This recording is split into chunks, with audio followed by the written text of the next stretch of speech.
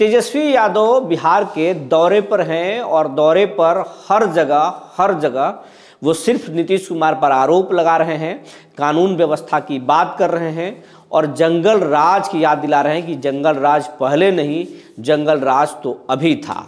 लेकिन तेजस्वी यादव सिर्फ मुद्दे गिना रहे हैं, वादे कर रहे हैं, लेकिन चचा जो हैं वो तो अब सीट भी बांट लिए हैं।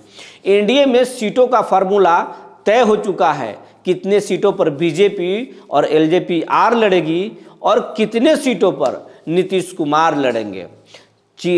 मांझी का क्या होगा और फिर उपेंद्र कुशवाहा का क्या होगा, ये सब कुछ तय हो गया है और सब कुछ तय समय से पहले हुआ है। और इस बात की जानकारी मिलते ही मांझी परेशानी में आ गए हैं तो उपेंद्र कुशवाहा का नींद उड़ चुका है। चिराग भी परेशान है और यही नहीं, आरजेडी खेमा में भी खलबलाहट हो गई है क्योंकि ये नीतीश कुमार हैं। नीतीश कुमार अगर कंफर्ट जोन में चुनाव लड़ गए तो फिर सबके लिए परेशानी खड़ा कर देंगे। आज इस पर विश्लेषण करेंगे। जी नमस्कार, मैं हूं विपुल कुमार और आप देख रहे हैं सूर्य बिहार डिजिटल न्यूज़। अब हम बिहार के तमाम लोगों से, दर्शकों से ये अपील करना चाहते हैं, ये आपका चैनल है, आपका भरपूर प्यार मिल रहा है हमें, लेकिन हम 13 करोड़ बिहारी हैं। अभी तक ये चैनल मात्र 87,000 परिवारों का ही हुआ है। आप इसको लाखों में नहीं, मिलियंस में ले जाएं, क्योंकि हम बिहारी अगर ठान लें और चाह लें तो किसी भी कंपनी को शून्य से शिखर तक पहुंचा सकते हैं। इसलिए आपका प्यार हमें मिले, इसकी हम कामना करते हैं। अब खबर आपको विस्तार से बताने जा रहे हैं। नीतीश कुमार समय से पहले सीटों का बंटवारा चाहते हैं, इसीलिए उन्होंने पहले तो चुप्पी साधी, फिर खामोशी के चादर ओढ़े और अब जब उन्हें मनाने की कवायद तेज हुई तो नीतीश कुमार अब सीटों के फार्मूले पर आ गए और लगभग अंदर खाने में तय हो चुका है कि बीजेपी कितने सीटों पर लड़ेगी और जेडीयू कितने सीटों पर लड़ेगी। एक तरह से तय हो गया है। मांझी को इसकी भनक लग गई है, इसीलिए मांझी कभी गया में बयान दे रहे हैं तो कभी जमुई में बोल रहे हैं तो कभी पटना में बोल रहे हैं कि हमारा तो औकात ही नहीं है। न झारखंड में हमें सीटें दी गई, न हमें दिल्ली में सीटें दी गई, अब हम बिहार में अपना औकात बताएंगे, 2025 में अपना औकात बताएंगे। ये घूम घूम कर बोल रहे हैं और अपने जाति के लोगों को, अपने समुदाय के लोगों को जगा भी रहे हैं। लेकिन अब मांझी जी को ये पता चल चुका है कि अब उनका खर्चा बीजेपी नहीं बल्कि नीतीश कुमार उठाएंगे। मांझी जैसे ही दिलीप जायसवाल से बातें किए कि मुझे ये चीज़ चाहिए, इस सीटों का फार्मूला हमें बताएं, मुझे इतने सीटें चाहिए, आप लोजपा रामविलास को ज़्यादा सीटें क्यों देंगे और हमें कम सीटें क्यों देंगे, जबकि हम भी दलित के बड़े नेता हैं और हमारे जातियों का, हमारे समुदायों के लोगों की संख्या कहीं ज़्यादा है उनसे। लेकिन जब ये बात दिलीप जायसवाल सुनते हैं तो उन्होंने कहा कि अब एनडीए में सीटों का फार्मूला तो तय हो चुका है, सीटें तो बांट दी गई हैं, अब क्या बात कर रहे हैं आप।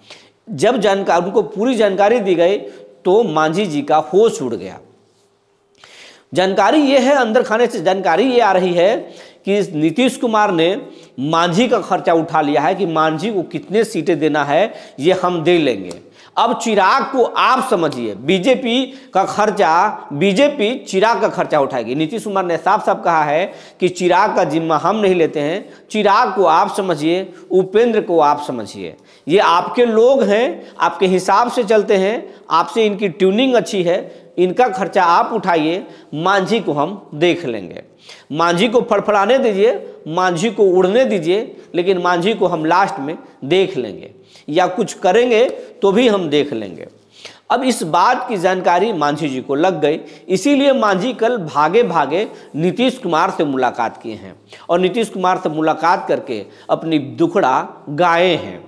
लेकिन इसके पीछे एक और बात, एक कहानी और कही जा रही है कि मांझी जी अनंत सिंह को खुश करने के लिए बोल दिए थे कि फायरिंग मामले में अनंत सिंह बेकसूर हैं, उन्हें फंसाया गया है, वो तो एक फरियाद पर बस सुनने गए थे। इसके बाद सीएम हाउस से बुलावा आया, जिसके बाद मिलने गए। लेकिन इस कहानी में दम नहीं है। कहानी तो वो है कि सीटों को लेकर अब मांझी बहुत परेशान हैं और चाहते हैं कि इस बार उन्हें 20 सीटें मिले, और 20 नहीं मिले तो 15 तो कम से कम मिल ही जाए।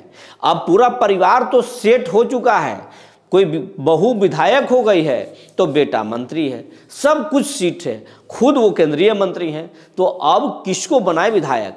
अब वैसे सीटों पर भी मांझी की नज़र है जहां से वो अपने पार्टी को उड़ान देने के लिए सारा खर्चा ठीक कर सकें। तो मांझी इस बार 15 सीटों पर कम से कम चुनाव लड़ना चाहते हैं, 20 से ज़्यादा का डिमांड कर रहे हैं। 20 तो करें कि चाहिए ही चाहिए, 20 ऐसे विधानसभा है जिस पर हमारी पार्टी मजबूत है। और इस बात को लेकर मुख्यमंत्री के पास गए, लेकिन मुख्यमंत्री से क्या बातें हुई, जब मुख्यमंत्री के सामने बीजेपी का नहीं चल रहा तो फिर मांझी का क्या चलेगा। ये भी कहा जा रहा है कि मांझी जब मुख्यमंत्री सीएम हाउस से निकलकर बाहर आए तो उनके चेहरे पर हंसी के बजाय खामोशी दिख रही थी, तो इससे आप समझ सकते हैं। तो एनडीए में सीटों का फार्मूला लगभग तय हो चुका है। 2020 में जिस फार्मूले के साथ लड़ा गया था वो उसी के हिसाब से लड़ा जाएगा। अब खर्चा, चिराग का खर्चा बीजेपी उठाएगी और मांझी का खर्चा जेडीयू उठाएगी, और 123 सीटों पर चुनाव लड़ेंगे नीतीश कुमार, और जो बची सीटें हैं वो बीजेपी, एलजेपीआर और उपेंद्र कुशवाहा को दिया जाएगा।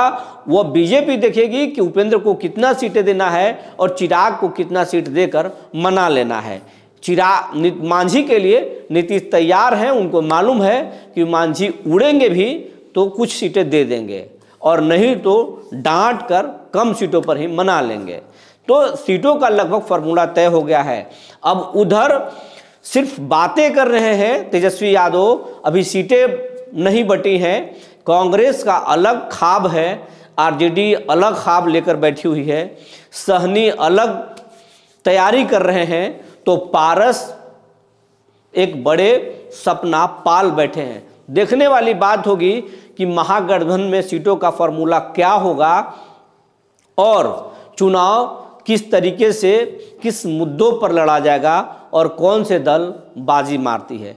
लेकिन अभी फिलहाल अंदर खाने से जो निकल कर आ रही है कि सीटों का फार्मूला तय हो गया है। हालांकि ये जल्दीबाजी है, सीटें इतनी जल्दी नहीं बढ़ती, अभी चुनाव में कई महीने बाकी हैं, लेकिन अंदर खाने सब कुछ लगभग तय है। नीतीश समय से पहले चुनाव भी चाहते थे, लेकिन जब चुनाव समय पर होगा तो अब नीतीश समय से पहले तैयारी चाहते हैं, क्योंकि ये उनका आखिरी पारी है और वो आखिरी पारी धोनी की तरह खेलना चाहते हैं, हेलीकॉप्टर शॉट लगाना चाहते हैं, ताकि वो फिर एक बार ताकत के साथ चुनाव में आए और फिर एक अच्छा शासन करें और अपने बेटे निशांत को विरासत छोड़कर चले जाएं। ये अंदर की बात है।